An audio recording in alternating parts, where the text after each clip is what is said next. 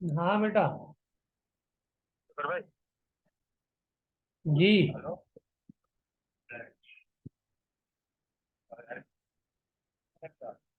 जी। जी। हाँ इंशाल्लाह आज हो जाएगा। अभी मैं क्लास ले रहा हूँ, फिर बात करता हूँ। आज शाम तक हो जाना चाहिए।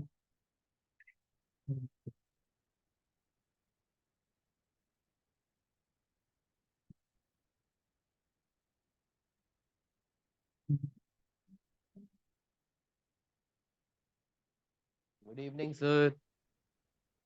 हाँ बेटा। Good afternoon. Sir good afternoon. Yes sir.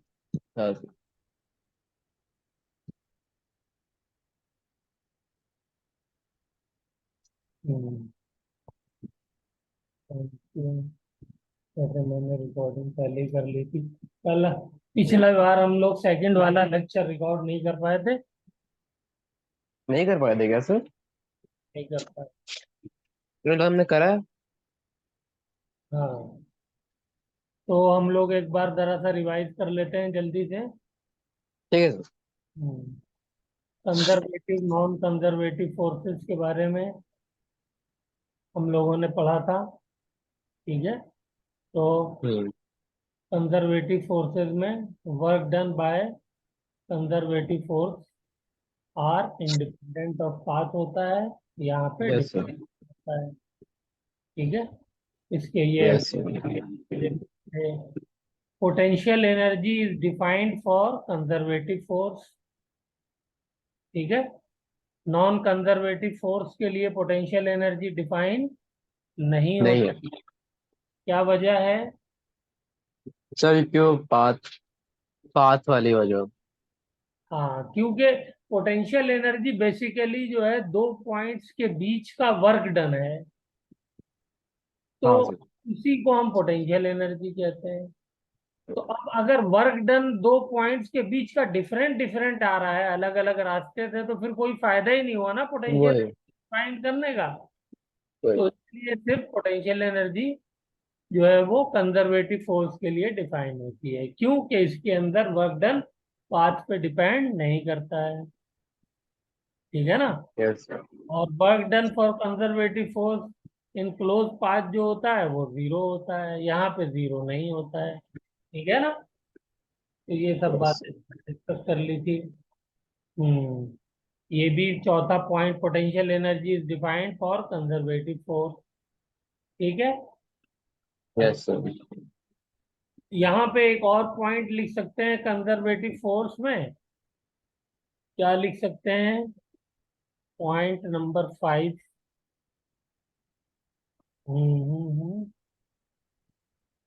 कि टोटल एनर्जी रिमेन्स कांस्टेंट।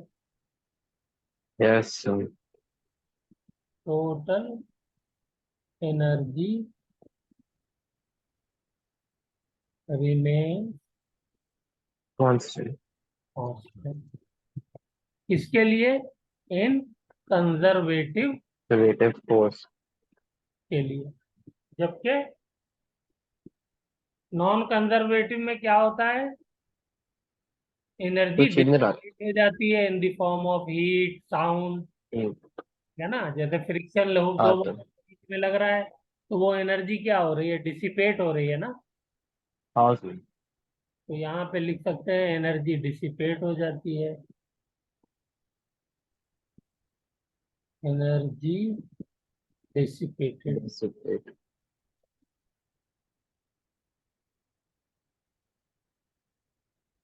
ठीक है। इसी से एक पॉइंट हम और भी निकाल सकते हैं। क्या? Energy is not recoverable. Energy yes is is not required.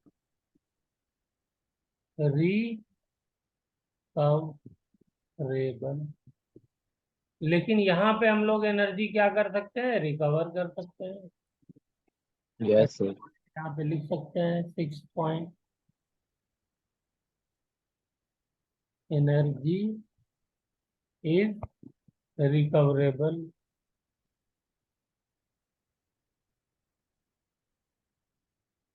ठीक है ना।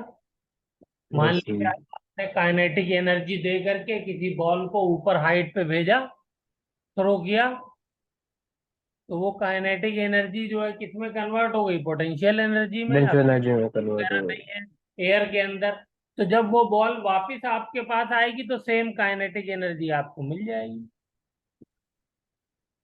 तो रिकवर हो गई ना यस सर। एनर्जी। हाँ सर। चलिए, और क्या लिख सकते हैं।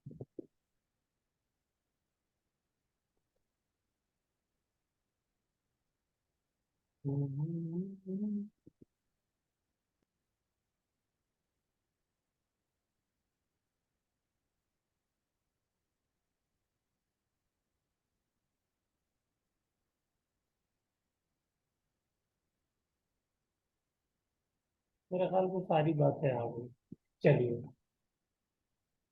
अब उसके बाद हम लोगों ने पोटेंशियल एनर्जी को डिटेल में डिस्कस करना शुरू किया। तो पोटेंशियल एनर्जी पहला पॉइंट क्या डिस्कस किया था कि it is defined for conservative force. Conservative ठीक फोर्सेस। है, पहला पॉइंट ये हो गया। दूसरा, potential energy at A point is not defined under unless a reference point is defined.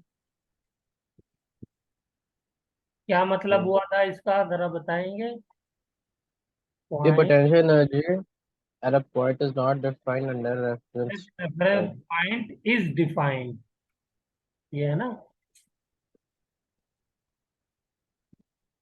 Yes sir. ये वाला एग्जांपल हमने लिया था, ये रहा। अगर हाँ मैं सर। यहाँ पे पोटेंशियल एनर्जी ग्राउंड पे जीरो मान रहा हूं तो यहाँ की पोटेंशियल एनर्जी क्या हो जाएगी, mgh। Yes. लेकिन अगर मैंने ग्राउंड पे जीरो की बजाय mgh मान लिया तो फिर इस वाली हाइट पे पोटेंशियल एनर्जी क्या हो जाएगी, 2 mgh। Yes sir. ठीक है ना, क्योंकि यहाँ पे mgh मैंने ऑलरेडी मान लिया है। हाँ अगर सर। मैं यहाँ पे 9 mgh मान लूं तो यहाँ पे कितनी हो जाएगी, 10 mgh। 10 mgh. डिफरेंस हमेशा कांस्टेंट हम्म। है ना। तो difference between the two points, जो पोटेंशियल एनर्जी होता है वो हमेशा कांस्टेंट रहता है। ठीक है, लेकिन हाँ किसी सर। पॉइंट का पोटेंशियल एनर्जी जो वैल्यू है, नंबर है, वो चेंज हो सकता है। क्यों चेंज हो सकता है, इसलिए कि आपने अलग रेफरेंस सेट किया, मैंने अलग रेफरेंस Yes sir. सेट किया, बट डिफरेंस हम Yes लोग sir. कभी भी चेंज नहीं होगा। मैंने यहाँ पे जीरो माना था, आपने किसी अपनी कैलकुलेशन की वजह से 9 mgh मान लिया था, तो वैल्यू आपकी यहाँ पे 10 mgh आएगी, मेरी mgh आएगी। लेकिन लेकिन जब हम दोनों डिफरेंस की बात करेंगे तो दोनों की वैल्यू सेम आ जाएंगी। हाँ सर। ठीक है ना। तो यहाँ पे इस बात को भी लिख लेते हैं, but delta U will be, Will remain constant. हाँ, सेम, ये चेंज नहीं होगा। फिर उसके बाद पोटेंशियल एनर्जी के लिए हमने और वर्क डन के लिए फॉर्मूला ड्राइव किया था, ये फॉर्मूला आया था। Potential energy, change in potential energy क्या होती है, minus of work done by conservative force. Yes sir. ठीक है, ये हो गया। अब इसको आप कर सकते हैं। अच्छा, फिर mathematical form of conservative force हमने पढ़े थे। एक ये फॉर्म था, ये कैसा फोर्स था, कांस्टेंट, कांस्टेंट फोर्स है ना ये, इसमें हाँ सर। वेरिएशन नहीं हो रहा है। आ, भाई एक्स एक्सिस में हमेशा 2 रहेगा और वाई एक्सिस में हमेशा 3 रहेगा। ठीक है, और हम Yes क्या sir. करेंगे, एक्स एक्सिस में अलग इंटीग्रेट करेंगे, वाई एक्सिस में अलग करेंगे, क्योंकि इसमें वर्क डन की वैल्यू क्या आ रही है, क्योंकि इसमें वर्क डन की वैल्यू हमेशा कांस्टेंट आएगी। लिहाजा ये फोर्स कैसा हो जाएगा, कंजर्वेटिव फोर्स हो जाएगा। बताइए बेटा, हाँ सर। ये हमने किया था ना। हाँ सर। हाँ सर। तो जब मैं इंटीग्रेट करूंगा इस वाले पार्ट को एक्स के रिस्पेक्ट में और इस वाले पार्ट को वाई के रिस्पेक्ट में, तो यही तो फॉर्मूला बनेगा। हाँ सर। और लिमिट कहाँ से कहाँ लगाएंगे? 2 से लेकर के 3 तक एक्स के लिए, और 3 से लेके 4 तक वाई के लिए, और ये वैल्यू 5 जूल आएगी। Yes sir. पाथ कुछ भी रख लीजिए आप, हमेशा यही वैल्यू आएगी। जिसमें मैंने 1 2 3 3 पाथ आपको दिखाए, तो कोई से भी पाथ रखिए, यही वैल्यू रहेगी हमेशा वर्क डन की। तो वर्क डन पाथ इंडिपेंडेंट हो गया। और path path independent work done किसके लिए होता है? कंजर्वेटिव फोर्स के लिए होता है। हैंस प्रूव भी यस कर सर। दिया हमने। इसी तरीके से ये दूसरा फॉर्मूला मैंने फोर्स का लिखा था। यहां पर क्या था? ये वेरिएबल फोर्स है। बताइए, वेरिएबल है या यस है सर। वेरिएबल फोर्स है? लेकिन इसके लिए भी जो वैल्यू आ रही है वर्क डन की, वो क्या आ रही है? यही आ रही है। ये कांस्टेंट कह रहे हो। हमेशा 36 ही आएगी। कोई सा भी पाथ ले लीजिए, इसमें भी आएगी नहीं हाँ सर। आएगी। तो इसलिए ये वाला वेरिएबल भी क्या हो जाएगा? कंजर्वेटिव हो जाएगा। ठीक है। Yes sir. तो यहाँ पे चाहे तो लिख लीजिए, because work done is in this force, in this case work done is constant and does not depend on the path taken.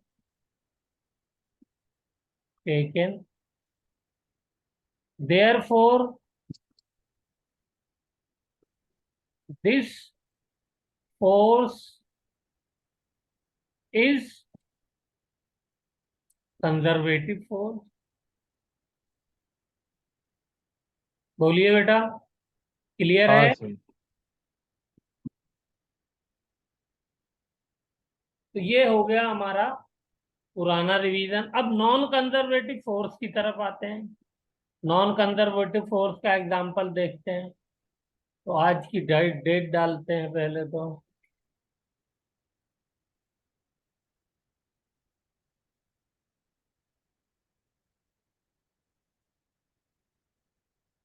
Seven 9/23। Non conservative form, mathematical form. तो कैसी मैथमेटिकल फॉर्म होनी चाहिए? ऐसी होनी चाहिए जो पाथ पे depend करे, पाथ से हाँ सर। इंडिपेंडेंट ना हो। तो क्या हो यस जाएगा? सर। F = y आई कैप, या वाई डी एक्स लिख देता हूँ, सिंपल एक एग्जांपल ले लिया मैंने।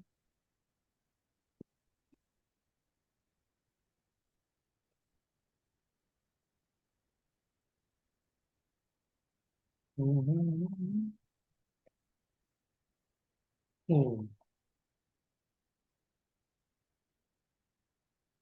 नहीं, वह आई कैप लगा ही देते। आई कैप। तो बताइए बेटा, इसमें वर्क डन क्या होगा? मैं इंटीग्रेट करना है क्या सर? वर्क डन इंटीग्रेट करना पड़ेगा। तो F.dx, आई कैप है ना, तो एक्स हाँ डायरेक्शन सर। इंटीग्रेट होगा। एफ की वैल्यू रखिए, क्या हो जाएगा? वाई। वाई। अब मुझे बताइए, क्या आप इंटीग्रेट कर पाएंगे इसको? हाँ सर आसान है। फिर वाई ये हो जाएगा y² अपॉन 2x। कैसे हो जाएगा? एक फंक्शन एक्स है और एक वाई है, ओ तो जो हाँ। डिफरेंट फंक्शन है तो कैसे हो जाएंगे? दोनों एक ही फंक्शन होने चाहिए ना। Yes sir. एक एक्स यस। वेरिएबल है, एक वाई वेरिएबल है, तो ये तो इंटीग्रेट ही नहीं हो सकता।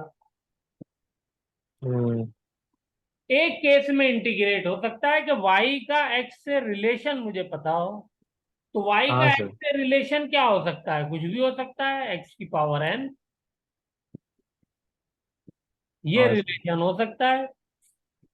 एन की वैल्यू क्या हो सकती है, कुछ भी, any number, any number, positive, negative, zero, fraction. अब मुझे बताइए कि हर नंबर के लिए पाथ अलग हो जाएगा नहीं हो जाएगा, सेम दो पॉइंट का। ये हाँ पॉइंट सर। ए है, ये पॉइंट बी है। Yes sir. अगर मैं एन वन ले लेता हूं, if n is equal to one लिया, तो पाथ कैसा होगा, straight line, y is equal to x आ जाएगा। कब, जब n is equal to one ले लिया मैंने। यस। लेकिन अगर मैंने path n n is equal to two ले लिया, तो पाथ कैसा आएगा। सर अगर n इज इक्वल टू 2 ले लिया फिर तो। पाथ आ जाएगा पैराबोला ऐसा। दिस इज, हाँ सर। हाँ ये सर। ग्राफ बनता है ना, y हाँ सर। हाँ सर। एक्स का, यस कब, sir. Yes. y is equal parabola. Two square के लिए। y इज इक्वल टू ये x। जो है y is equal to X square का ग्राफ बन गया। बोलिए। Yes sir. वहीं पे अगर मैं y n is equal to, ये किसके लिए बना है, n is equal to two के लिए, n is equal to half ले लूं, तो बताइए क्या रिलेशन बन जाएगी, y इज इक्वल टू तो under root X. Yes sir. अब जब अंडर रूट एक्स हो गया, तो इस बार पाथ कैसा बनेगा, रूट एक्स का पाथ ऐसा बनता है, वाई एक्स की रिलेशन में ऐसा बनता है। ये किसके लिए, Y is equal to root X. ये ग्राफ वैसे भी आपको याद रहने चाहिए। हाँ सर। हाँ सर। ये वाला किसका है, Y is equal to equal to x पर। X square.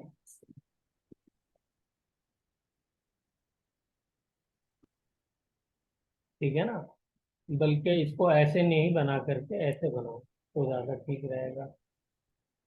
कैसे, ये ऐसे होता है एक्स एक्सिस।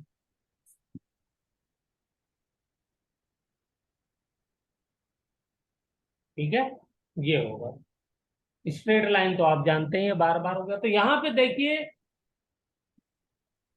क्या हो रहा है, y के ऊपर, y का x के साथ क्या रिलेशन है, उसके ऊपर वर्क डन डिपेंड कर रहा है। ठीक है, यस सर। यानी पाथ के ऊपर डिपेंड कर रहा है।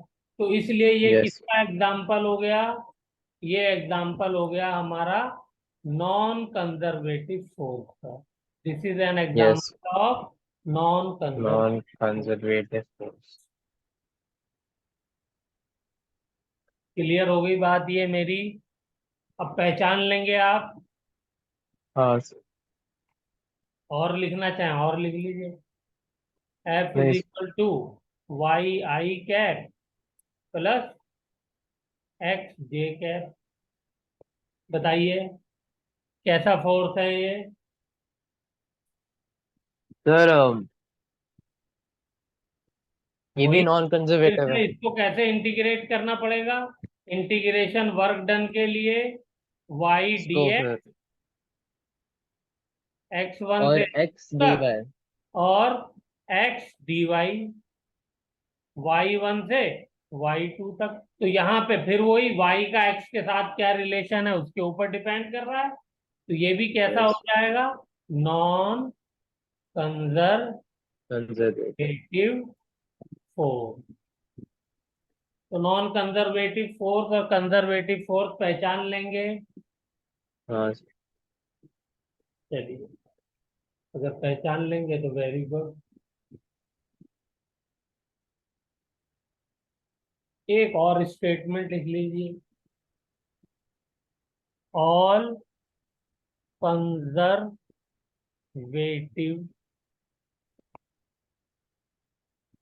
Forces are constant.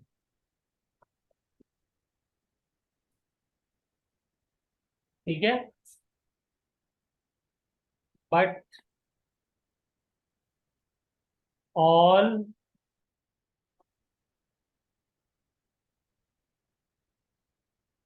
नहीं, all conservative forces are constant. और एक स्टेटमेंट आता है, all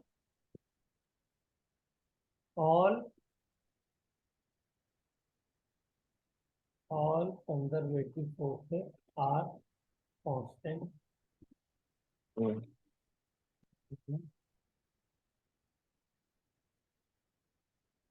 all constant forces Yes, sir. Are conservative. दोनों में बहुत बारीक सा डिफरेंस है, लेकिन All क्वेश्चन, conservative. तो ये वाले स्टेटमेंट फॉल्स, Okay, sir. कि सारे कंजर्वेटिव फोर्सेस कांस्टेंट होते हैं, ये क्या है, फॉल्स False. स्टेटमेंट। क्यों है false, sir? इसलिए कि बेटा, जो कंजर्वेटिव फोर्सेस होते हैं, अभी हमने देखा वेरिएबल भी हो सकते हैं, हाँ सर। ठीक है ना, लेकिन ओके। ऑल कांस्टेंट फोर्सेस जो होते हैं, ये कंजर्वेटिव होते हैं। ये यस सर। ठीक है। ठीक है सर। हम्म। तो ये स्टेटमेंट कई मरतबा क्वेश्चन आ चुका है, नीट में नहीं आया, आईआईटी में आ चुका, तो हो सकता है पूछा जा सके, ठीक है ना, तो इसलिए इसको याद रखना। चलिए, अब थोड़ा सा और देखते हैं, work done by conservative force का फॉर्मूला क्या था, बताइए।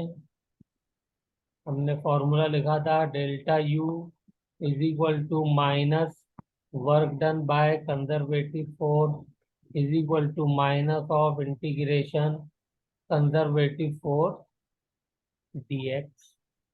ठीक है, सिर्फ एक्स डायरेक्शन ले रहे हैं, हो सकता है वाई भी हो सकता है जेड भी हो। आप डी आर भी लिख सकते हैं, चलिए मैं ऐसा करता हूँ, डी आर लिख देता हूँ। ठीक है ना, फोर्स 3 डायमेंशन में लग रहा हो सकता है। यस। ठीक है, ये फॉर्मूला है। अब यहां से दो तीन बातें और हमको लिखनी है। If work done by conservative force is positive, तो बताइए चेंज इन पोटेंशियल एनर्जी क्या हो जाएगी। पॉजिटिव। पॉजिटिव कैसे नहीं, होगा, नेगेटिव है। नेगेटिव होगी ना, ये वाला रिलेशन देखिए, हाँ सर। तो नेगेटिव हो जाएगा। ठीक है, क्या यस। मतलब हुआ इसका, इसका मतलब हुआ कि you final minus you initial is negative. इसका मतलब क्या हुआ, इसका मतलब ये हुआ कि you initial is greater than you final. बोलिए, यस सर। इसका मतलब क्या हुआ कि पोटेंशियल एनर्जी क्या हो रही है, डिक्रीज हो रही है। डिक्रीज। ठीक है, यस। तो कंजर्वेटिव फोर्स अगर वर्क करता है तो पोटेंशियल एनर्जी क्या होती है, पॉजिटिव वर्क करता है तो पोटेंशियल एनर्जी डिक्रीज करती है। यस। कोई एग्जांपल सोचिए, ग्रेविटेशन का सबसे आसान है सोचना। सोचिए कंजर्वेटिव फोर्स ने पॉजिटिव वर्क किया, कब करेगा, जब कोई बॉडी ऊपर से नीचे आए तो फोर्स भी नीचे लग रहा है और वो डिस्प्लेसमेंट भी भी नहीं, नीचे हो रहा स्पेशली है, नीचे हो रहा तो है। Yes sir. पॉजिटिव वर्क किया, तो देखिए पोटेंशियल एनर्जी डिक्रीज हो रही है, नहीं हो रही है। और यस सर। ठीक है, इसका उल्टा लिख लीजिए बस अब, उसका उल्टा क्या हो जाएगा, if work done by conservative force is negative, तो पोटेंशियल एनर्जी क्या हो जाएगी, पॉजिटिव। False sir. ठीक है, तो इसका मतलब क्या हो गया, V final is greater than U final is greater than U initial. और यहाँ यस पे सर। क्या आ गया कि पोटेंशियल एनर्जी इंक्रीज कर रही है। देखिए, यस।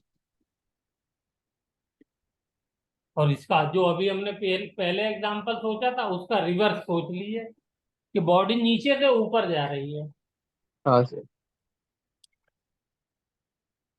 अच्छा, ये पोटेंशियल एनर्जी इंक्रीज कैसे कर रही है, कहाँ से ये एनर्जी इसको मिल रही है कि इसकी एनर्जी सिस्टम की बॉडी की इंक्रीज कर गई? तो जब हमने फेंका होगा तो फिर जो काइनेटिक एनर्जी होगी फेंका वो नहीं, कन्वर्ट होगी तो। फेंका नहीं, हम उसी बॉडी को क्या करेंगे, बहुत ही धीरे धीरे क्या करेंगे, ये बॉडी है, बहुत ही धीरे। ये मेरा सरफेस ऑफ अर्थ है, इसको मैं ऊपर ले जा रहा हूँ। कैसे ले जा रहा हूँ? अपना एक्सटर्नल फोर्स लगा के। और मेरा जो मस्कुलर फोर्स है ये कैसा फोर्स होता है, नॉन कंजर्वेटिव फोर्स होता है। ये भी उसका यस। एग्जाम्पल है, नॉन कंजर्वेटिव का मस्कुलर फोर्स।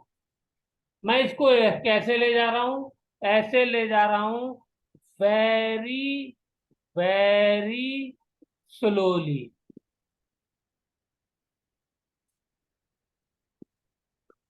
कैसे ले जा रहा हूँ बेटा? वेरी वेरी बहुत स्लो। स्लोली। क्यों ले जा रहा हूं? ताकि चेंज इन वेलोसिटी क्या आए, जीरो आए।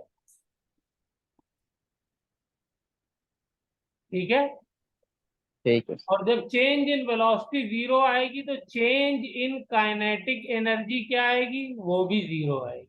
वो भी जीरो।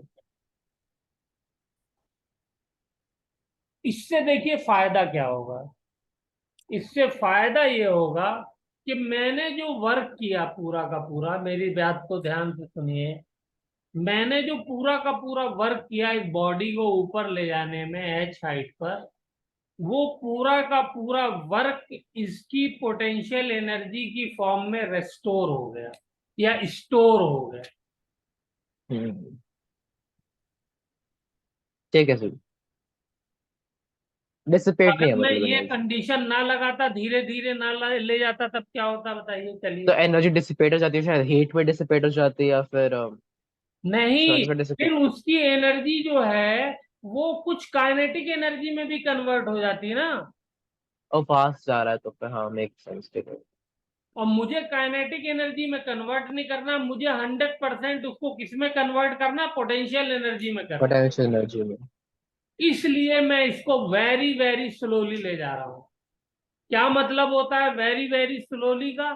इसका मतलब ये होता है कि नीचे जो ग्रेविटेशनल फोर्स लग रहा है, हाँ एम, सर। और मेरा जो ऊपर वाला मस्कुलर फोर्स है F एक्सटर्नल, ये हर हाल में हर मोमेंट पे दोनों बराबर होने चाहिए। हाँ सर। इसका और अच्छा विजुअलाइजेशन कराता हूं मैं आपको, देखिए यहाँ पे उतना नहीं हो रहा है। सपोज मैं एक चार्ज लेकर के आता हूं, क्यू, ये चार्ज है मेरा, प्लस चार्ज है, प्लस क्यू। एक दूसरा प्लस चार्ज है, प्लस क्यू। ये मैं इसको यहाँ पे लेकर के आ रहा हूं। तो इन दोनों के बीच में बेटा फोर्स क्या होगा? हम लोग कई मर्तबा फार्मूला पढ़ चुके हैं कूलम्ब लॉ का, Q1 into Q2 upon are square, दोनों के बीच का जो डिस्टेंस है। यस। ये डिस्टेंस जो है ये आर है, तो आर स्क्वायर आ गया। अब मुझे ये बताइए, मुझे इसके करीब लाना है इस वाले चार्ज को। मान लीजिए इसको Q1 Q2 लिख दिया, तो यहाँ पे भी Q1 Q2 लिख देता हूँ। Q2 को ओके सर। Q1 के पास लाना है। तो अब देखिए क्या होगा, जब मैं Q2 को इसके पास लाऊंगा तो Q2 के ऊपर क्या क्या काम होगा, कैसा कैसा फोर्स लगेगा?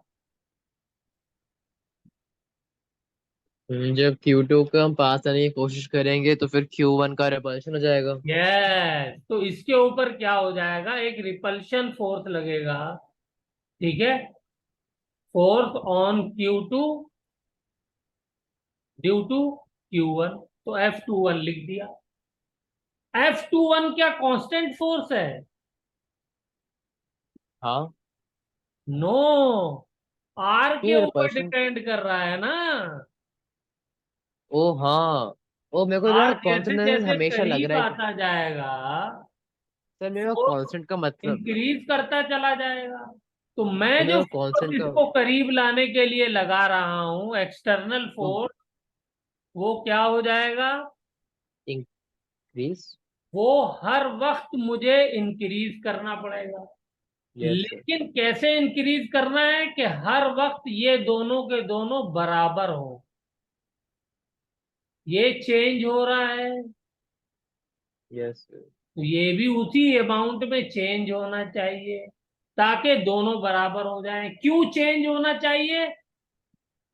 ताकि डेल्टा वेलोसिटी जो है, क्या रहे, वेलोसिटी जो है वो कांस्टेंट कांस्टेंट रहे, और चेंज इन काइनेटिक एनर्जी क्या हो, भी कांस्टेंट जीरो रहेगा। हो। यानी काइनेटिक एनर्जी जो है उसको हमारे फोर्स की वजह से नहीं मिलनी चाहिए। हाँ सर। ठीक है, अब देखिए एक और चीज बताता हूं। मान लीजिए ये आ करके यहां पर मैं चार्ज को ले आया, Q2 को वर्क करके यहां पे ले आया, Q2। अब ये डिस्टेंस हो गया कम, मान लीजिए ये हो गया R1। ठीक है, तो इस यस सर। सिस्टम की एक हो जाएगी पोटेंशियल एनर्जी। क्या हो जाएगी इसकी? Potential potential energy. एनर्जी। और वो पोटेंशियल एनर्जी किसके बराबर होगी? Minus of work done bye ऐसा कंजर्वेटिव क्यों सर? फोर्स। अब देखिए यहां से आपको ये भी समझ में आएगा कि कंजर्वेटिव फोर्स जो है वो माइनस क्यों साइन लगाया। देखिए ऑपोजिट डायरेक्शन। कंजर्वेटिव फोर्स मेरा तो है नहीं, एक्सटर्नल फोर्स, ये तो नॉन कंजर्वेटिव है। हाँ सर। कंजर्वेटिव कौन सा था? Gravitational, electrostatic. ये रिपल्शन वाला रिपल्शन। कंजर्वेटिव है नहीं है? हाँ सर। लेकिन मैंने अपने फोर्स को इस तरीके से एडजस्ट किया कि ये दोनों वैल्यूज जो हैं बराबर रही, और वर्क डन पूरा का पूरा पोटेंशियल एनर्जी में चेंज हो गया। कोई काइनेटिक एनर्जी मैंने इसमें चेंज आने नहीं दी।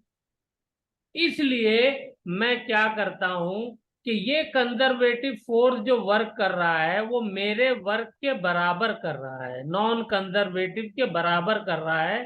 कौन सा फोर्स?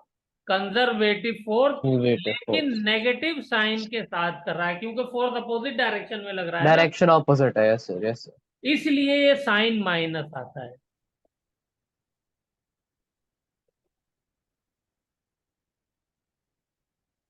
ठीक है, यस।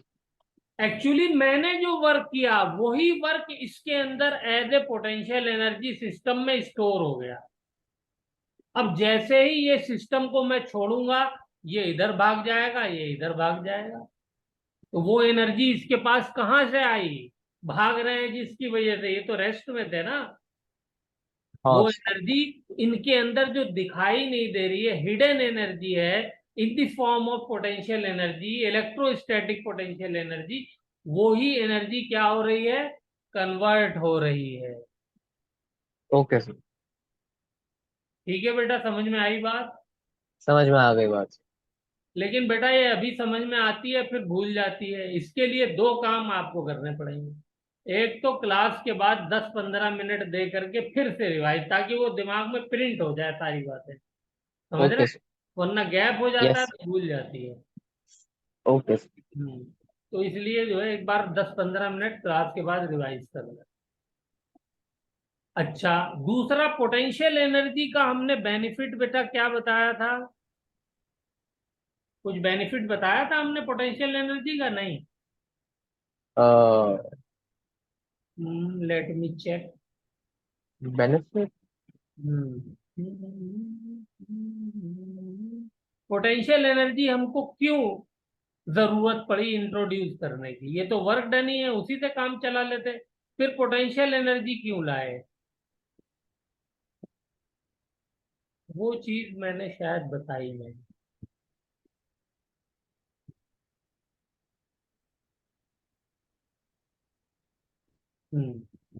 पोटेंशियल एनर्जी हमको बेटा इंटीग्रेशन से बचाती है, इस बात को लिख लीजिए।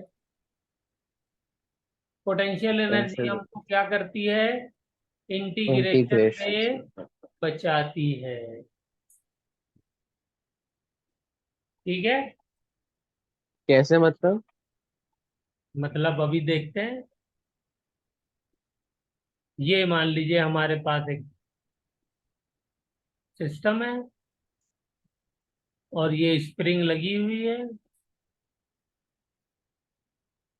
ये इससे मास जुड़ा हुआ है m। ये इसकी मान लीजिए नेचुरल लेंथ कहाँ पे लूँ मैं? जहाँ कहिए वहां ले लूँ।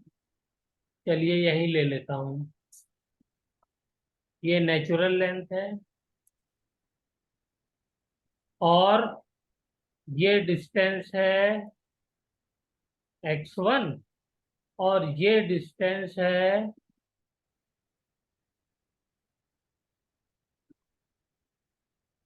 x2।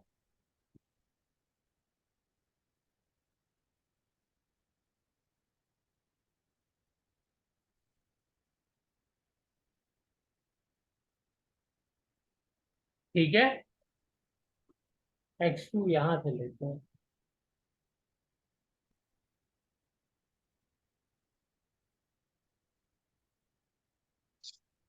ये x1 है और ये x2 है। पेन कभी कभी प्रॉब्लम कर। ये x2। Okay sir. अब आपको ये निकालना है कि x1 से x2 लाए तो कितना आपको वर्क डन करना पड़ा। निकालिए। एक्स कैसे? X x. वन से आप x2 लाए तो आपको कितना हाँ वर्क सर। करना पड़ेगा?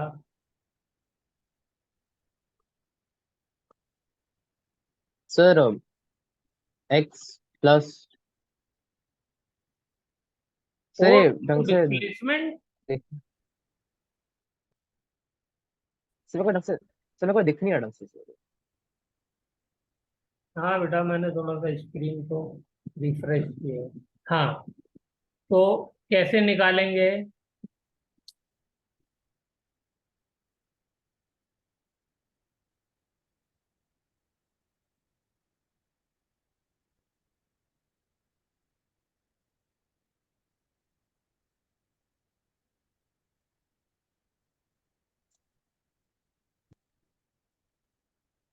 x1 से x2 लाने में कितना वर्क डन करना पड़ा?